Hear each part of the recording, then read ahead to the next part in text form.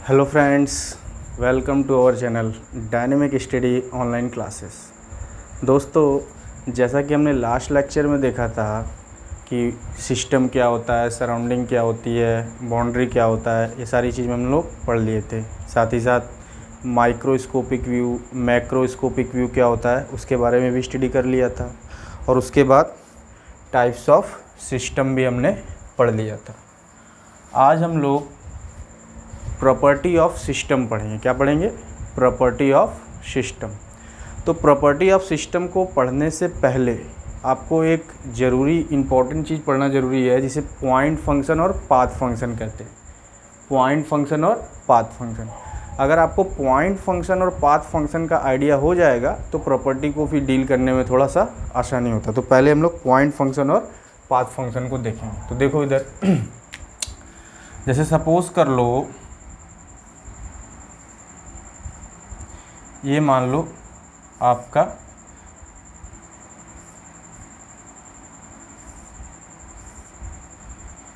ये आपका क्या है? सिलेंडर।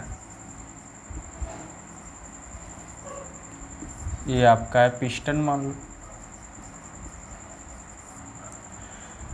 यहाँ पर जब है स्टेट 1 पे, अभी पिस्टन यहाँ पर है तो मान लेते हैं हम लोग स्टेट 1 पे है। तो यहाँ पर जब है तो मान लेते हैं गैस के अंदर जो प्रेशर है P1 है और वॉल्यूम जो है V1 है।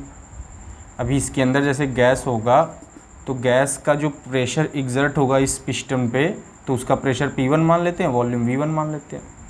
जब पिस्टन यहाँ से यहाँ पर आ जाएगा स्टेट नंबर 2 पे, तो मान लेते हैं यहाँ पर आ गया तो प्रेशर P2 है और वॉल्यूम V2 है। तो इसको पीवी ग्राफ में तो हम लोग आराम से दिखा सकते हैं ना। ये प्रेशर का ग्राफ है, इधर प्रेशर है, इधर वॉल्यूम है। तो पॉइंट 1 मान लेते हैं यहाँ पर है, पॉइंट 2 मान लेते हैं यहाँ पर है। ठीक है, इतनी बात समझ में आ गई। अब मैं कहूँगा कि पिस्टन का वर्क निकालो। जैसे 1 से 2 जा रहा है तो वर्क बताओ। क्या बताओ? वर्क। तो हम लोग अभी डिटेल में आगे पढ़ेंगे क्लोज सिस्टम का पूरा वर्क, कैसे पीडीबी वर्क होता है। लेकिन आप अभी यहाँ पाथ फंक्शन को समझने के लिए थोड़ा सा भी आप इसको देखिए, इसको थोड़ा सा पहले शॉर्ट में समझिए। वर्क कैसे निकलता है? वर्क निकलता है area under curve on volume axis. जब प्रेशर का और वॉल्यूम का ग्राफ दिया हो और किसी भी क्लोज सिस्टम का आपको वर्क निकालना हो तो area under volume axis, volume axis पे जो एरिया आएगा वो वर्क के बराबर हो जाएगा। जैसे देखो अगर मैं 1 से 2 पहले स्टेट से दूसरे स्टेट तक पाथ ए से जाता हूँ, ट्रैक ए से जाता हूँ, कोई एक प्रोसेस है जो ए है, ए का फॉलो करते हुए जाता हूँ, तो हमें वर्क कितना मिलेगा?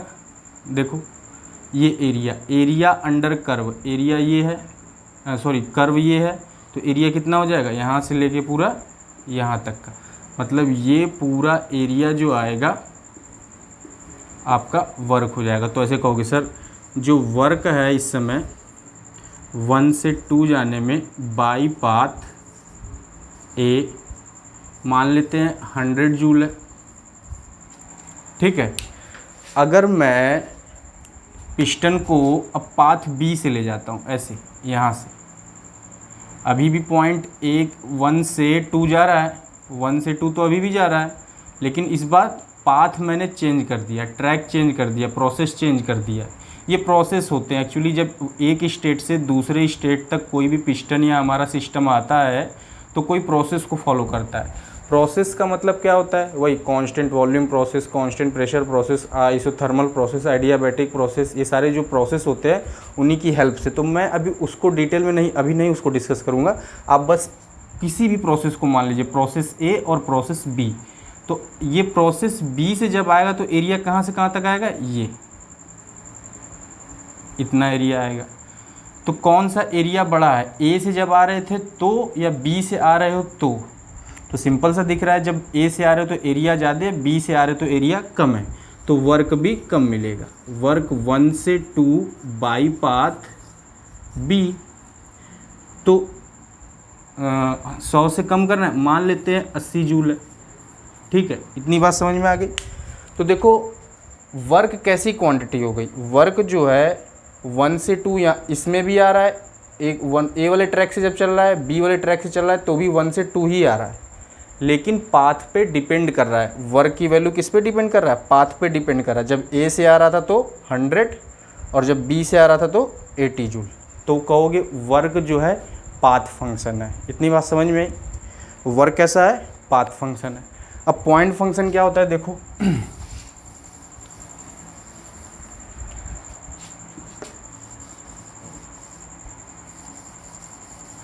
पॉइंट फंक्शन क्या होता है अच्छा मुझे ये बताओ, अगर मैं कोई यहाँ पॉइंट ले लेता हूँ तो इसका प्रेशर यहाँ पे मान लो 10 पास्कल है और यहाँ पे पॉइंट जो है उसका वॉल्यूम जो है मान लो 2 मीटर क्यूब है, कुछ भी है 2 है। यहाँ पर अगर कोई पॉइंट लेंगे तो उसकी वैल्यू मान लो 12 हो जाएगी, इसकी वैल्यू मान लो 3 हो जाएगी, कुछ भी हो जाएगी। तो आप ये बताओ हर एक पॉइंट की वैल्यू फिक्स है ना। प्रेशर की वैल्यू देखो यहाँ पे 10 है, यहाँ पे 12 है, यहाँ वॉल्यूम 2 है, यहाँ पे वॉल्यूम 3 है। सपोज़ करो आप 1 पॉइंट से 2 पॉइंट तक जा रहे हो पाथ ए से, प्रोसेस ए से, तो P2 की वैल्यू क्या आ रही है, यहाँ पर प्रेशर क्या आ रहा है, मान लो 8 पास्कल होगा। और पाथ बी से जब आ रहे हो तो भी यहाँ पे क्या आ रहा है, 8 पास्कल आए। 1 ए से आओ चाहे बी से आओ, देख रहे हो प्रेशर हमेशा क्या मिल रहा है, 8 पास्कल। वैसे ही देखो वॉल्यूम, देखो ए से आ रहे थे तो भी वॉल्यूम यहीं आ रहे थे, मान लो यहाँ पे वॉल्यूम 8 है। बी से पाथ से आ रहे थे तो भी वॉल्यूम 8 मिल रहा है। तो इसका मतलब क्या है, वॉल्यूम और प्रेशर पाथ फंक्शन नहीं है, ये पाथ पे डिपेंड नहीं कर रहे हैं, डिफरेंट पाथ से आ रहे हैं तो P2 की वैल्यू सेम ही आ रही है। तो कहोगे प्रेशर और वॉल्यूम जो है पॉइंट फंक्शन है। बात समझ गए, ठीक है। तो सिंपल वे में मैंने आपको पाथ फंक्शन और पॉइंट फंक्शन समझा दिया क्या होता है। बात समझ में आ गई, चलो। अच्छा पाथ फंक्शन पॉइंट फंक्शन तो समझ गया क्या होता है। अगर तुमसे कोई पूछेगा एग्जैक्ट डिफरेंशियल क्या होता है और इन एग्जैक्ट डिफरेंशियल क्या होता है तो क्या बताओगे, ये भी इम्पोर्टेंट है। देखो कुछ बातें जैसे प्रॉपर्टी पढ़ने से पहले अगर आप जानते रहोगे तो आपको प्रॉपर्टी पढ़ने में आसानी होगी और आपके न्यूमेरिकल क्वेश्चन जो है मल्टीपल चॉइस क्वेश्चन इन सब सारी चीज़ों पे आते हैं। तो देखो ध्यान से, अगर यहाँ पे प्रेशर है, मान यहाँ पे वॉल्यूम है वही एग्जांपल लेते हैं, ज़्यादा बेटर रहेगा। यहाँ पॉइंट 1 है, यहाँ पॉइंट 2 है, एक पॉइंट यहाँ, इसको मैंने ऐसे मिला दिया, इसको मैंने ऐसे मिला दिया। तो एग्जैक्ट डिफरेंशियल क्या होता है, देखो जैसे मान लो अगर मैं वॉल्यूम को ही लेता हूँ 1 से 2 dV, 1 से 2 dV, तो इसको कैसे लिखती हो, V2 माइनस V1। सिंपल सी बात है, ये 1 है, यहाँ V1 है, यहाँ V2 है। मान लो इसकी वैल्यू 2 है, इसकी वैल्यू मान लो 8 है यहाँ पे V2 की। तो देखो 1 से 2 dV को हम लोग V2 माइनस V1 लिखते हैं। तो V2 माइनस V1 जो है क्या आएगा, अगर ये 8 है और ये 2 है तो सिंपली 6 मीटर क्यूब आएगा। आप पाथ ए से आइए चाहे पाथ बी से आइए, हमेशा इसका डिफरेंस क्या मिलेगा, V2 माइनस V1 का 6 मिलेगा। तो इसीलिए कहते हैं जो पॉइंट फंक्शन होते हैं वो एग्जैक्ट डिफरेंशियल होते हैं, उनकी वैल्यू फिक्स होती है, एग्जैक्ट होती है, ऐसा नहीं कि कुछ भी हो जाएगा। देखो फिर से देखो, प्रेशर को देखो 1 से 2 dP P2 माइनस P1। अब यहाँ पे प्रेशर मान लो आपका 10 है, यहाँ P2 पे मान लो 2 पॉइंट पे प्रेशर मान लो 4 है। तो आप पाथ ए से आओ चाहे पाथ बी से आओ, प्रोसेस ए से आओ चाहे प्रोसेस बी से आओ, आपको डिफरेंस क्या मिलेगा, एग्जैक्ट डिफरेंस मिलेगा। क्या मिलेगा, P2 माइनस P1। तो 10 minus 4, sorry P2 minus 4 minus 10। बात समझ में आ रही है, तो कितना हो जाएगा, माइनस का 6 प्रेशर हो जाएगा। जो भी आएगा देखो, कहीं से भी आओ, ए वाले प्रोसेस से आओ चाहे बी वाले से आओ, हमेशा क्या आ जाएगा 4 माइनस 10, हमेशा -6 पास्कल आएगा। -6 पास्कल का मतलब है कि निगेटिव में प्रेशर है, गेज प्रेशर है, और क्या। अच्छा ये बात ठीक है। देखो इधर, अब इसे क्या कहते हैं, ये तो हमारा हो गया एग्जैक्ट डिफरेंशियल। जो हमारा पॉइंट फंक्शन होते हैं, जो भी पॉइंट फंक्शन होते हैं क्या होते हैं, एग्जैक्ट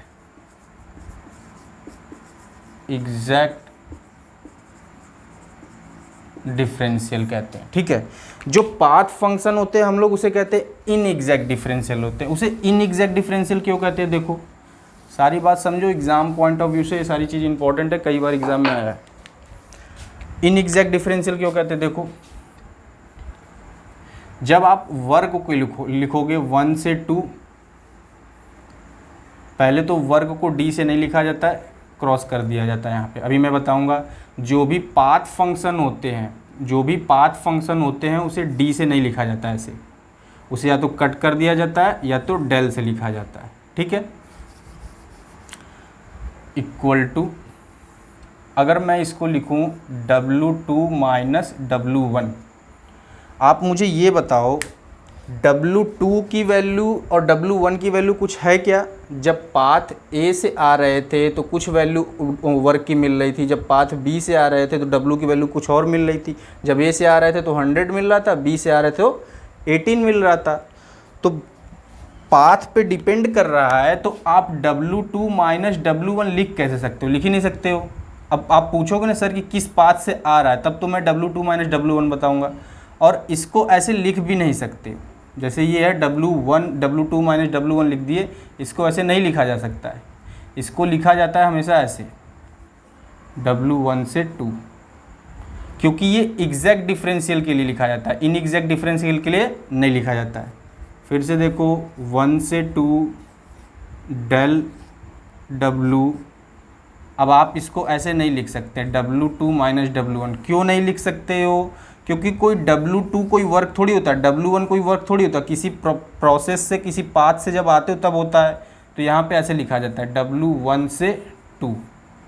अब 2 से 1 मान लो कोई प्रोसेस ऐसे हुआ होता, ऐसे कोई हुआ होता, तो आप ऐसे लिखते W2 से 1। बात समझ में आ रही है। तो इनकी वैल्यू तो एग्जैक्ट भी नहीं है। जब आप देखोगे 1 से 2 डेल W, अब 1 से 2 वर्ग बताना है, इसकी वैल्यू फिक्स कहाँ है। जब पाथ A से आ रहे थे तो 100 था, B से आ रहे थे तो 80 था, तो इसकी वैल्यू फिक्स नहीं है। तो इसीलिए कहते हैं जो पाथ फंक्शन होता है वो इन एग्जैक्ट होता है,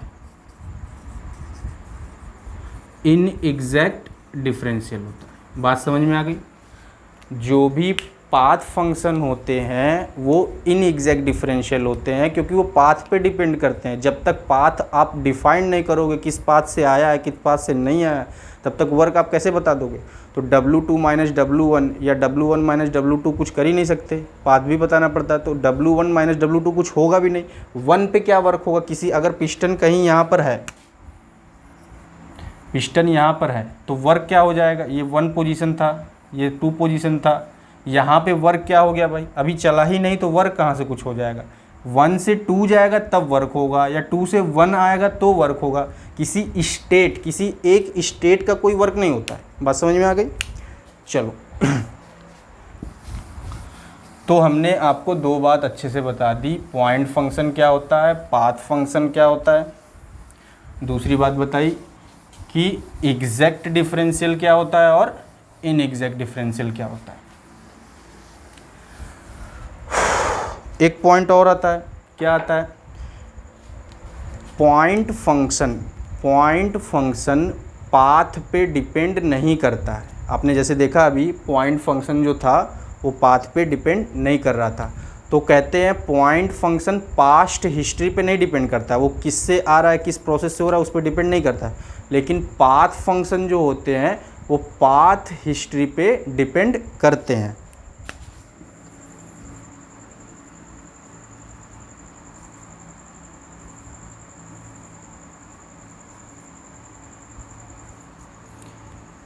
वर्क जो था क्या था, पाथ फंक्शन था।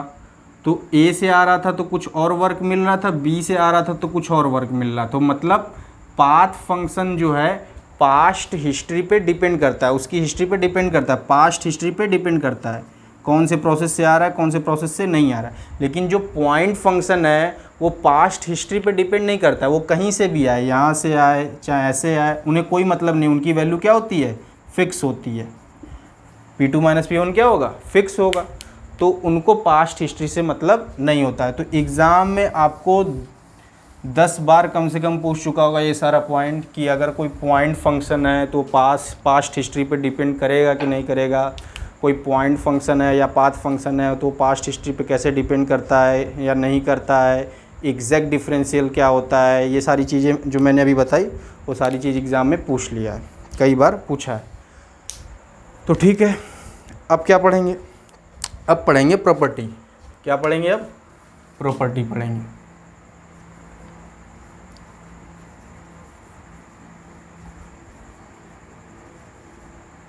Properties of system. अब जाके प्रॉपर्टी जो है मुझे बहुत ज़्यादा समझाने की ज़रूरत नहीं होगी, जब आपको सारी चीज़ पता हो जाती है, बेसिक चीज़, तो आराम रहता है। तो देखो प्रॉपर्टी क्या होती है। Property is a measurable characteristics of system. क्या मैंने बोला, measurable characteristics of the system and these characteristics must have point function. Point function भी ज़रूरी है। बात समझ में आ रही है, देखो ध्यान से। अब जैसे मान लो कोई सिस्टम है,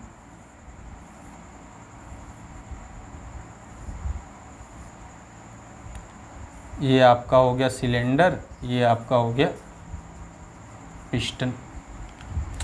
तो कैरेक्टरिस्टिक्स क्या होते हैं सिंपल वे में, अरे जो यहाँ बताते हो ना आप कि प्रेशर P1 है, अभी अगर यहाँ पे पिस्टन 1 पोजीशन पे है, P1 है, टेम्परेचर T1 है, वॉल्यूम V1 है, तो ये सारे क्या हैं, ये आपके सिस्टम के प्रॉपर्टी होते हैं। क्या है, सिस्टम के प्रॉपर्टी होते हैं। तो मेजरेबल कैरेक्टरिस्टिक्स को क्या कहते हैं, सिस्टम की प्रॉपर्टी होते हैं। अब प्रॉपर्टी भी 2 टाइप्स की होती हैं। क्या होती है, प्रॉपर्टी भी 2 टाइप्स की होती है। देखो अब ये ज़्यादा एग्ज़ाम में पूछ चुका है कि टाइप्स ऑफ प्रॉपर्टी जो है उसको ध्यान से देखो। जो प्रॉपर्टी होते हैं वो 2 टाइप के होते हैं। कौन कौन से, एक तो होता है आपका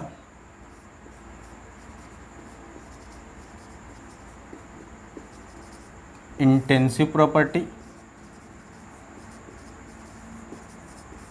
एक होता है एक्सटेंसिव, EX, एक्सटेंसिव प्रॉपर्टी। इसे इंट्रिंसिक प्रॉपर्टी भी कहते हैं, इसे एक्सट्रिंसिक प्रॉपर्टी भी कहते हैं। बात समझ में आ गई। अच्छा ये होता क्या, आप देखो ध्यान से, थोड़ा इम्पोर्टेंट है, हर एग्ज़ाम में मैक्सिमम टाइम आ चुका हुआ है।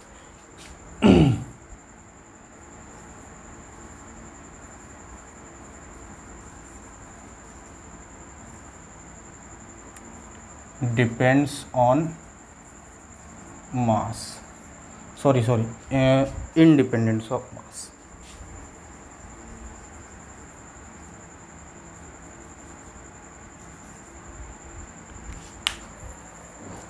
सीधे मैं इसको रवि कर देता हूँ।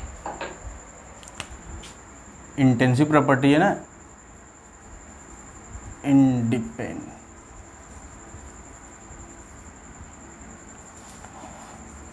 मास, ये मास पे डिपेंड करता है।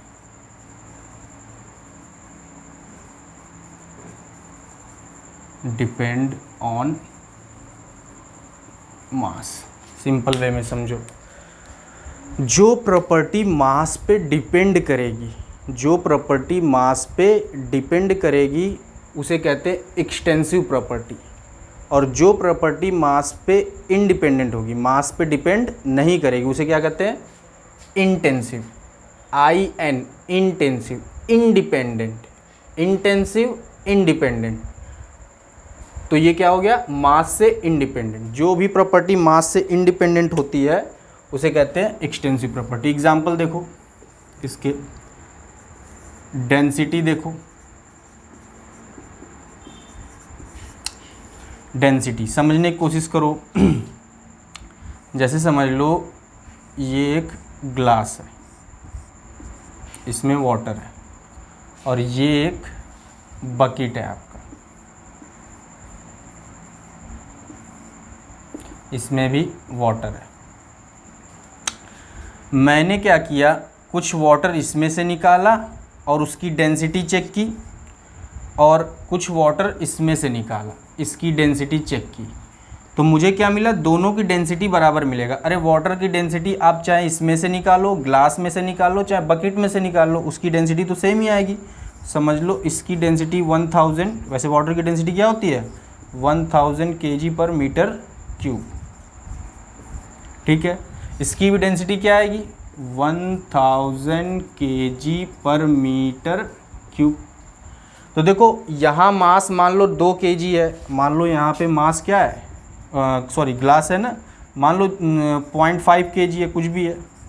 यहाँ पे मास कितना है 10 kg है। देखो यहाँ पे मास 0.5 kg है, यहाँ पे 10 kg है। मास डिफरेंस है, मास जो है डिफरेंट है एक दूसरे से, लेकिन डेंसिटी क्या आ रही है, सेम आ रही है। तो डेंसिटी कैसी प्रॉपर्टी हो जाएगी, कहोगे डेंसिटी इंटेंसिव प्रॉपर्टी, मास से इंडिपेंडेंट है। मास आपने एक बार 0.5 लिया था, एक बार 10 kg लिया था, मास को चेंज करके देखा लेकिन डेंसिटी की वैल्यू सेम आ रही है, तो कहोगे ये जो डेंसिटी है इंटेंसिव प्रॉपर्टी है, ये मास से इंडिपेंडेंट है। बात समझ में आ गई। देखो इधर एक और एग्जाम्पल देखो, इसका एग्जाम्पल पूछता है, तो ध्यान से देखो, अभी बता रहा हूँ कैसे क्या पूछता है। दूसरा देखो, विस्कोसिटी, फिर वही एग्जाम्पल ले लो, मास को चेंज कर लो, मास के चेंज करने पे अगर उसकी वैल्यू अलग अलग आ रही है तब तो वो एक्सटेंसिव हो जाएगी, अगर सेम आ रही है तो इंटेंसिव हो जाएगी। सपोज कर लो, फिर वही एग्जाम्पल ले लो, एक ग्लास ले लिया, एक बकेट ले लिया, इसमें भी हनी है, शहद हनी है इसमें भी। अब इसकी जो हनी है इसकी विस्कोसिटी मान लो 2 है, तो इसकी भी विस्कोसिटी क्या आएगी 2 ही आएगी। सेम क्वालिटी का हनी है, ऐसा नहीं है कि एक हनी है किसी मतलब अदर ब्रांड का, एक अदर ब्रांड का है, सेम क्वालिटी का है। बस आपने क्या किया है, मास को डिफरेंट कर दिया। यहाँ पे मान लो 2 kg है, यहाँ पे मान लो 10 kg है। तो मास को चेंज करके मैंने देखा लेकिन विस्कोसिटी दोनों की सेम आ रही थी, तो कहोगे विस्कोसिटी कैसी प्रॉपर्टी है, इंटेंसिव प्रॉपर्टी है। बात समझ में आ गई।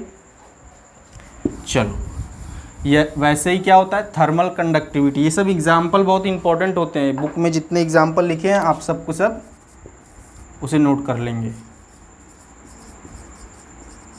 थर्मल कंडक्टिविटी, जैसे मान लो एक आयरन का ये सीट है, आयरन का ब्लॉक है, मान लो एक इतना बड़ा है, एक इतना बड़ा है,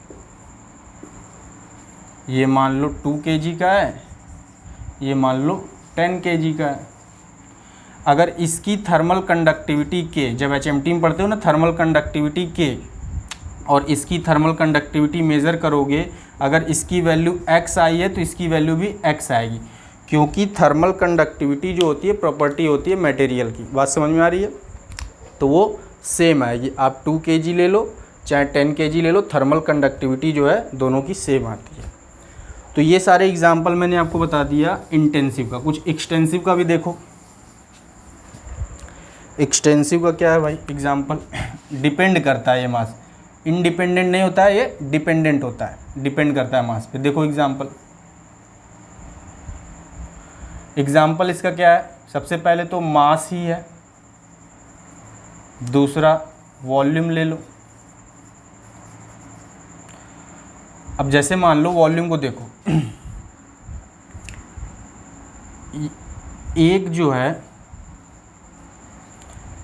ये ब्लॉक है मान लो आयरन का,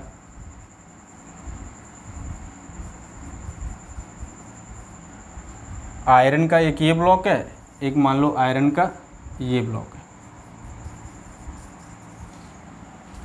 तो आपने क्या चेंज किया, ये मान लो 2 kg का है, ये मान लो, हमें हर वक्त क्या चेक करना है, मास को चेंज करके देखना है उसकी वैल्यू चेंज आ रही है कि नहीं आ रही।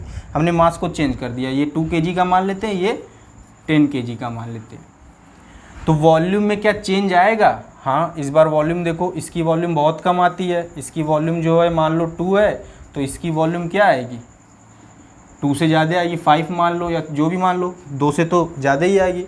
तो कहोगे सर वॉल्यूम जो है एक्सटेंसिव प्रॉपर्टी है। वैसे ही मास देख लो, मास तो वैसे ही मैंने अलग का पहले ही कर लिया, ये 2 kg है, 10 kg, तो मास भी चेंज आ रहा है, तो वैसे ही एक्सटेंसिव प्रॉपर्टी होगी। अब इन दोनों के अलावा एक आध एग्जाम्पल और देखो। देखो एग्जाम्पल बहुत पूछता है, 4 ऑप्शन दे देगा, पूछेगा इसमें से एक्सटेंसिव प्रॉपर्टी क्या है और इंटेंसिव प्रॉपर्टी क्या है। इंटरनल एनर्जी का नाम सुने ही होगे। Internal energy U, enthalpy H, entropy S। तो जितने भी एनर्जी होते हैं, ऑल एनर्जी जो भी ऑल एनर्जी क्या हो गए, एक्सटेंसिव EX, एक्सटेंसिव प्रॉपर्टी। क्योंकि मास जैसे जैसे अगर 1 kg मास है तो उसमें एनर्जी कुछ इतनी होगी, 2 kg मास है तो उसमें एनर्जी इतनी होगी। तो मास चेंज होने से क्वांटिटी ऑफ एनर्जी जब चेंज हो रही है तो इसका मतलब एनर्जी कैसी यूनिट हो जाएगी, सॉरी कैसी प्रॉपर्टी हो जाएगी, एक्सटेंसिव प्रॉपर्टी हो जाएगी। ठीक है, अच्छा ये बात तो ठीक है, लेकिन कुछ इम्पोर्टेंट बात इनसे एक दो जो एग्ज़ाम में ज़्यादातर आते हैं वो देखो। अब जो मैं बोल रहा हूँ बहुत इंपॉर्टेंट बात है, ध्यान से देखना। एक्सटेंसिव प्रॉपर्टीज, ये बताओ मुझे आप, अगर 2 एक्सटेंसिव प्रॉपर्टी का मैं रेशियो लूँ तो वो क्या आएगा, इंटेंसिव प्रॉपर्टी आएगा कि एक्सटेंसिव प्रॉपर्टी आएगा? देखो ध्यान से, जैसे कहने का मतलब है ऊपर भी कोई एक्सटेंसिव प्रॉपर्टी लिया हूँ, नीचे भी कोई एक्सटेंसिव प्रॉपर्टी लिया हूँ, तो इनका रिजल्ट क्या आता है, इनका रिजल्ट आता है इंटेंसिव। बात समझ में आ रही है? तो ये एग्ज़ाम में कई बार, 2-4 बार नहीं 10 बार एग्ज़ाम में पूछ चुका है, तो ध्यान से देना। 2 एक्सटेंसिव प्रॉपर्टी के रेशियो को इंटेंसिव प्रॉपर्टी आती है रिजल्ट। 2 एक्सटेंसिव प्रॉपर्टी का रेशियो जो होता है उसका रिजल्ट क्या आता है, इंटेंसिव प्रॉपर्टी आता है। एग्जाम्पल के लिए देख लो, मास अपॉन में वॉल्यूम, मास भी है एक्सटेंसिव प्रॉपर्टी, वॉल्यूम भी है एक्सटेंसिव प्रॉपर्टी, लेकिन रिजल्ट क्या आता है, डेंसिटी। डेंसिटी क्या है, इंटेंसिव प्रॉपर्टी है। बात समझ में आई? तो आपको मैक्सिमम बुक में ये सारी चीज़ें ये मिल जाएंगी, लेकिन एक दो चीज़ और देखो जो नहीं मिलेंगी, ध्यान से देखो। वो नहीं मिलती ऐसी बात नहीं है, वो अंडरस्टूड है कि आपको उतना समझना चाहिए, लेकिन आपको अगर जो चीज़ कभी देखे नहीं रहते हो एग्ज़ाम में वो कर नहीं पाते हो, तो इसको भी देखो। बुक में ये लिखा है EX अपॉन में EX equal to IN, intensive property. अरे बुक में ये नहीं लिखा है तो इसका आंसर नहीं कर सकते, EX इंटू EX क्या होगा, EX ही आएगा।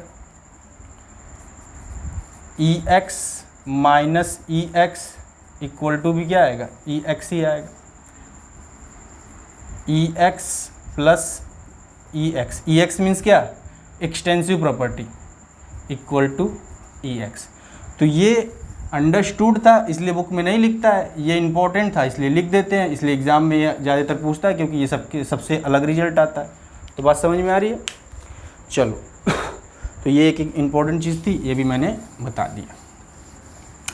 इसके बाद आ जाओ स्पेसिफिक प्रॉपर्टी। स्पेसिफिक प्रॉपर्टी क्या होता है? देखो जितनी भी एक्सटेंसिव प्रॉपर्टी है, जैसे इंथैल्पी,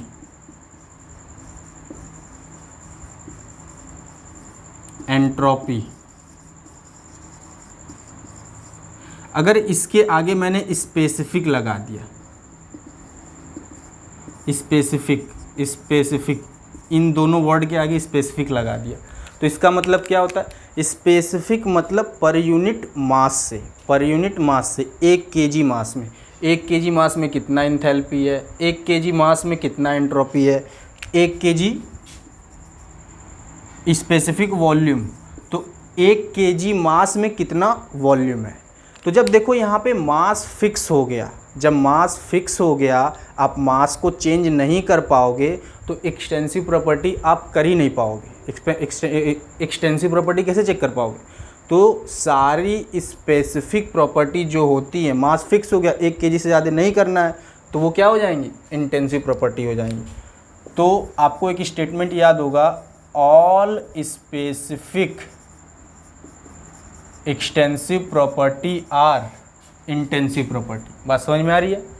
तो ये भी मैंने आपको एक इम्पॉर्टेंट पॉइंट था, ये भी मैंने बता दिया। चलो इतनी बात तो समझ गए। अब मैं एक और बात आपसे शेयर करना चाहूँगा, वो भी इम्पोर्टेंट। देखो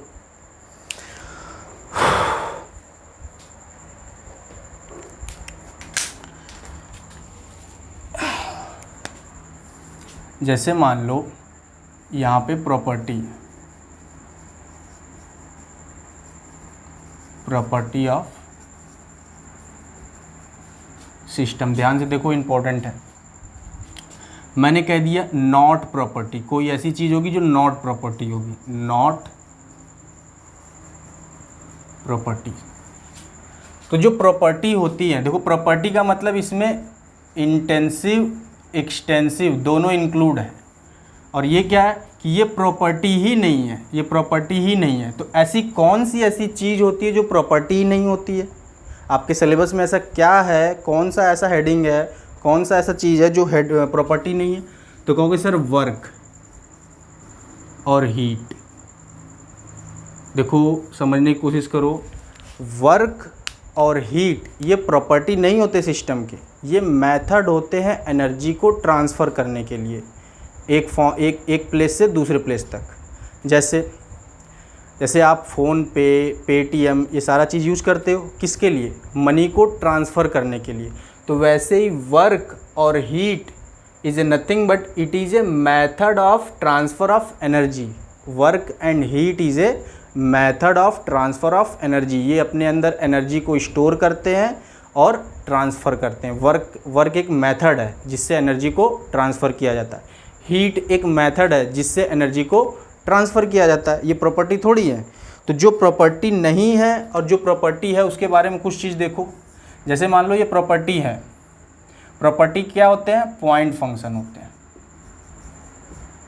पॉइंट फंक्शन होंगे। जो प्रॉपर्टी नहीं हो क्या है? पाथ फंक्शन होते हैं। ध्यान से देखते रहो, इम्पोर्टेंट है।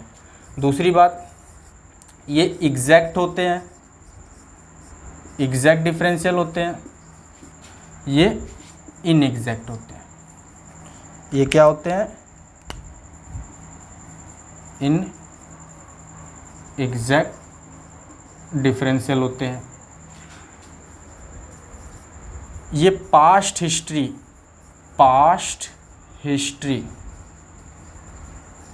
पे डिपेंड नहीं करते हैं और ये पास्ट हिस्ट्री पे डिपेंड करते हैं। तो ये तीनों बात आप अच्छे से याद रखेंगे कि क्या वर्क पास्ट हिस्ट्री पे डिपेंड करता है, heat extensive property, extensive exact inexact differential है कि क्या है। ये सारे एग्ज़ाम में आपको पूछ रखा है कि वर्क क्या है, पॉइंट फंक्शन है कि पाथ फंक्शन है, वर्क पाथ हिस्ट्री पे डिपेंड करेगा कि नहीं करेगा, इनएग्जैक्ट डिफरेंशियल है कि एग्जैक्ट डिफरेंशियल है। ये सारा चीज़ कई बार पूछ रखा है, तो ये सारा चीज़ आप कर लेंगे। नोट्स में मैंने सारा चीज़ ये लिख दिया है। अच्छा, इसके बाद जो है हम लोग क्या पढ़ेंगे? हमने तो अभी तक प्रॉपर्टी ही पढ़ाई। इसके बाद जो है स्टेट पढ़ेंगे, प्रोसेस पढ़ेंगे, और उसके बाद जो है आपको मैं गिब्स इक्वेशन बताऊंगा, क्यों यूज आता है गिब्स इक्वेशन का, आखिर में ज़रूरत क्या पड़ी गिब्स इक्वेशन की, गिब्स को क्यों वो रूल देना पड़ा। ऐसा भी थोड़ी है कोई चीज़ अपने से आ जाता है, किसी न किसी चीज़ की नीड होती है तभी वो सारी चीज़ आती है।